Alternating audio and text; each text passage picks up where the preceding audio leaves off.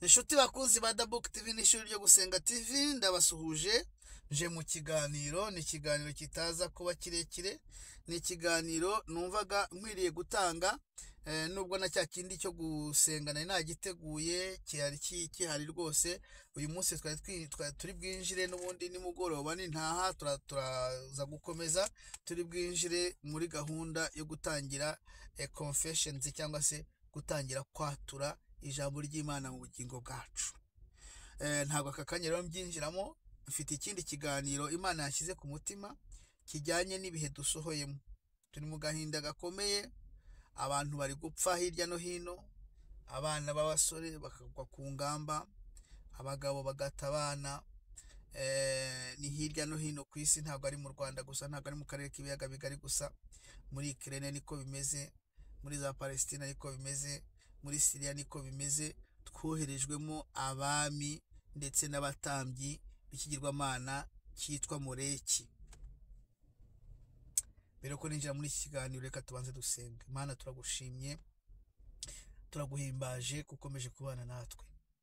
Uyu murimo turimo n'uwawe kandi waduhamagaye kubw'imbaraga zawe nyinshi. Reka ziteranire intege zacu ziri kugira ngo uvuge, duceceke, tubisabye mu izina rya Yesu Kristo, amen. Narindi kubabwira ngo abami n'abatambyi ndetse n'ababahimbaza batujemo bakomotse muri urwo rubyaro, rwa rubyaro nababwiye rw'umwijima, urubyaro rutagira conscience, urubyaro rutagira umutima ntama. Nibo baje kuyobora isi, nibo bayoboye umuhango ukomeye wo gutamba ibitambo by'abana, ibitambo by'abakuru. Iyi Mana yitwa Moleki yaje mu butatu bw'Imana zikomeye zagarutse mu isi.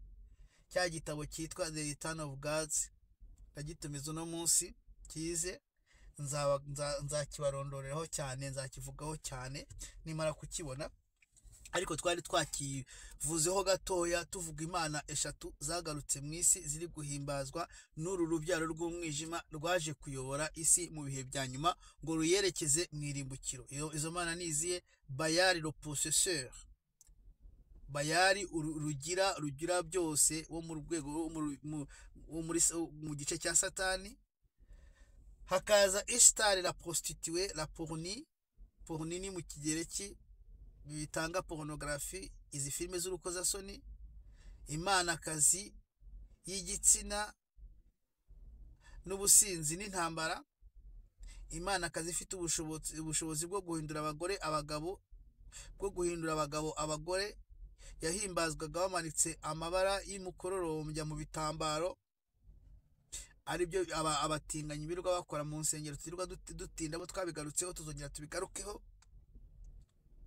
Hakaza n'Imana yitwa le destructeur, umurimbuzi, yitwa Moleki, ihabwa ibitambo by'abana n'abakuru mu buryo bwose, mu gukuramwo amada, mu ntambara, mu ndwara z'ibyorezo, mu nzara.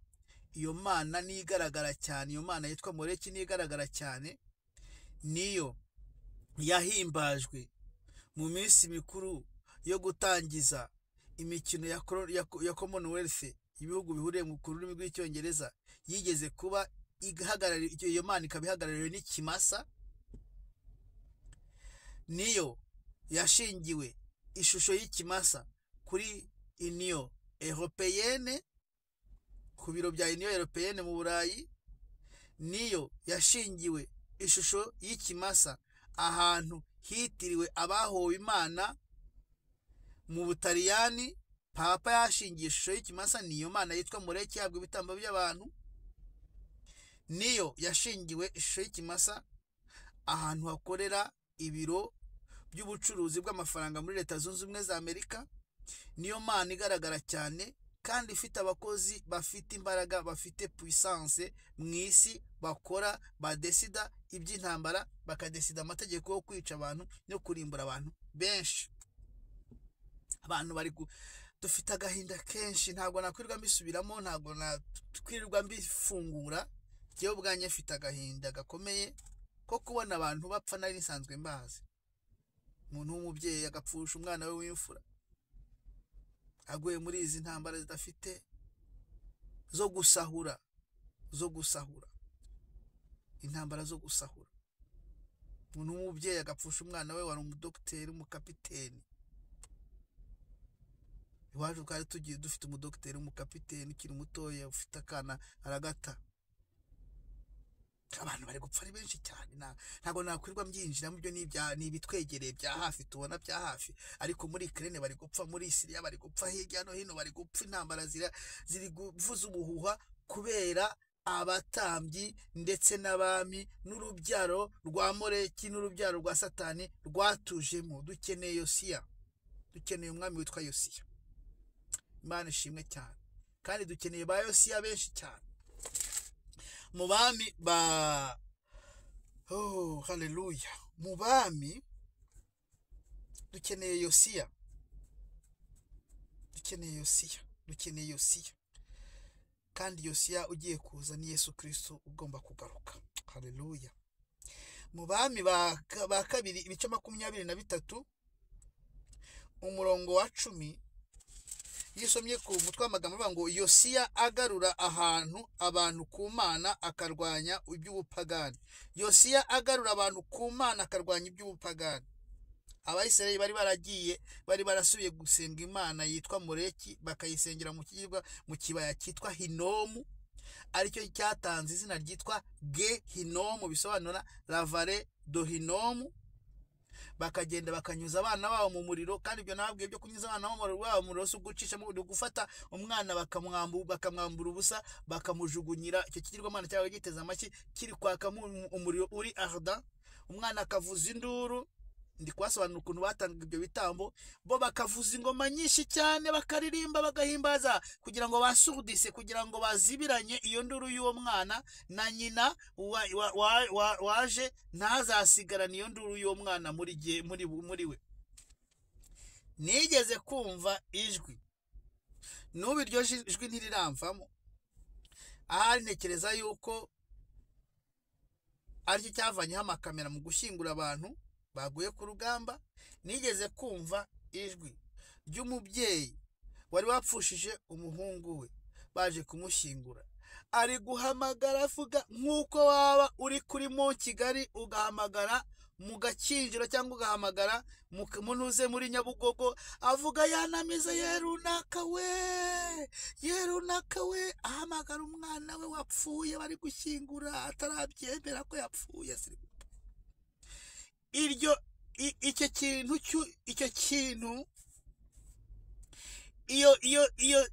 iyo santima y'umubyeyi utakaje umwana we niyo yatumaga aba bagome batambiraga ibitambo Moleki bazana ingoma, bakazana ababyina, bakazana imirishyo, bakazana n'inanga, bakavuza induru, bagahimbaza umwana ari kugongera, ari gutaka kwe kwa nyuma mu maboko y'ikigirwamana cyitwa Moleki. Ni ibintu bikomeye ndi kuvuga. Ariko ijambo ry'Imana mu byakoze n'intumwa ibice 7 umurongo wa 43 haravuga ngo mwateruye ihema rya Moleki n'inyenyeri y'ikigirwamana cya Refani, ari ibishushanyo mwaremeye kubisenga, nanjye nzabimura hakurya y'i Babuloni. Yosiya rero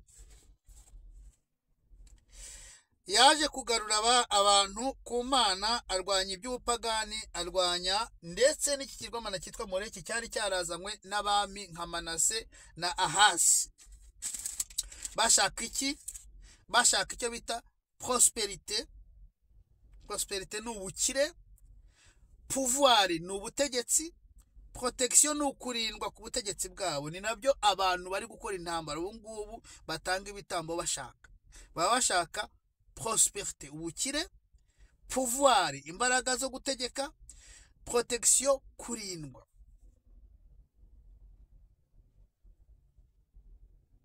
Bakabishaka bagira gute? Bakabishaka bahimbaza kurimbura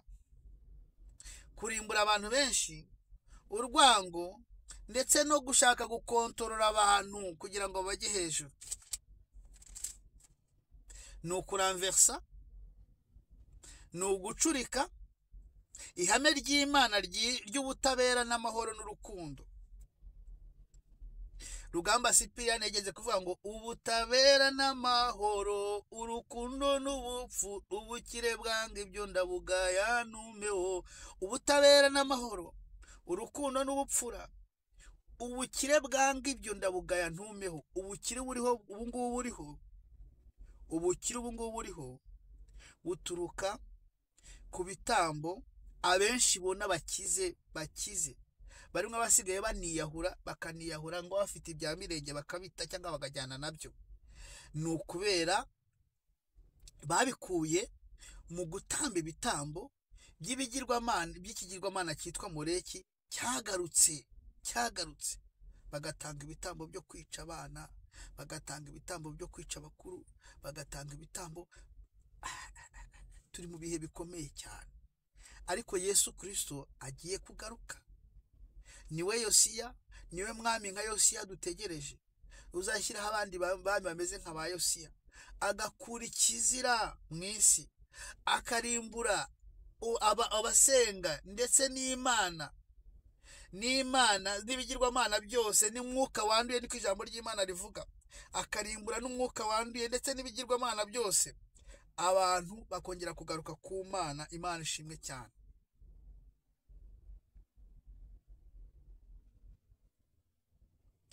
Ikigirwamana cyitwa Moleki, Satani yagiye akigarura muri buri generation, kubera ko muri buri generation afite urukungu rwe, rwa rundi nababwiye batagira conscience, qui font du vice comme si il en ont besoin, nk'ariyo besoin bashaka nk'aho bakora ibibi nk'aho ari ugushaka kureponda, gusubiza ikibazo bagomba gukemura. Bafite inyota yo gukora ibibi, bagomba gukora ibibi. Urwo rubyaro ni rwo rwinshi. Satani rero muri buri generation yagiye agarura ibyo bigirwamana, ubu ngubu barabimodernije, biri ahantu henshi hakomeye ku isi, naharondoye. Barabihimbaza mu minsi mikuru ikomeye ihuza abantu benshi cyane, ariko nanone bakabiha ibitambo by'abantu, abagwa ku ngamba zidafite agaciro zo gushaka ibi byo gukire ndetse na pouvoir na protection. Abana bato bicirwa mu matako y'ababyeyi babo, abakobwa bari kubabyara cyangwa ababyeyi bari kubabyara bavuga ngo ntibabashaka, abo baterera ibyuma mu nda bakakatagura bakasohora ibice, aboherezamo imiti mu nda umwana bakamuzana ari intumbi. Ibyo byose aba bantu b'inzirakarengane bari gupfa, bakabasurdisa urusaku rwabo n'agahinda kabo n'imibabaro yabo bari gupfa, ikazibiranwa n'indirimbo z'abagome baje ngo ni abakozi b'Imana, abandi ngo ni abasitari bakomeye, ku buryo tutamenya ibiri kuba. Abantu bagahimbaza, abandi bagashyira hejuru ingoma bakazivuza, nk'uko bajyaga batangira ikigirwamana cya Moleki cy'Ikinyakanani, kuko ni ikigirwamana cy'Ikanani, cy'Abanyakanani ba kera. Kandi Imana yari yababujije kuzasenga ibigirwamana byabo. Kiba cyitwa Hinomu, nicyo cyatwanze nyine mu izina rya Gehinomu, cyahoraga bamaze kuvanaho icyo kigirwamana cyitwa Moleki, cyahoraga gicumbamo umwotsi kubera ibintu batwikiragamo. Aba bantu rero bongeye kugarura ihema rya Moleki, batambiramo ibitambo by'abantu, bakagarura inyenyeri y'ikigirwamana cya Refani. Imana igiye kubimurira hakurya y'i Babuloni, kandi hakurya y'i Babuloni hehe? Ni Gehinomu, umuriro utazima. Dufite ikibazo, reka ngaruke ku bitwegereye bya hafi. Urwo rubyaro rw'abantu batagira conscience nirwo ruvamo abafana. Iyi fanatism ubona yo gufana ibintu, nigeze kumva, numvise umuntu ari kuvuga ngo hari uriya mupasiteri kazi ujye ukora uri muri social media, wabaye umusitari wa social media, uvuga ibintu ngo abantu bakabikurikira, abantu bagasigara bapandinga cyangwa se banagana ku minwa ye kubera ngo avuga ngo ibintu by'ubwenge, kandi se ngo ibintu by'ubwenge avuga ni nk'ibi. Ngiye nko guha nk'urugero rw'ikintu cy'ubwenge ngo aba yavuze ngo iyo Imana yagukerereje ngo iragutegera. Munshakira ubwenge muri iyo nteruro. Iyo Imana yagukerereje iragutegera. Imana si irakerererwa. Imana ni nyiribihe, le maître d'état et de circonstances. Icyo ikoze cyose gikorera ku gihe cyacyo, ntabwo yaba idakererwa ngo ikerereze abayo. Iyi Imana yagukerereze iragutegera. Bati yo atakoze neza, avuze neza, turiya mugore atavuga neza. Abo bafana baba bari inyuma y'uwo mugore ndetse n'uwo mugore ni ba bandi bafite conscience, badafite conscience, baterura amagambo ari toute fete bakayareproduise adafite n'icyo asobanura, ahubwo arimo ubugoryi bwanyu.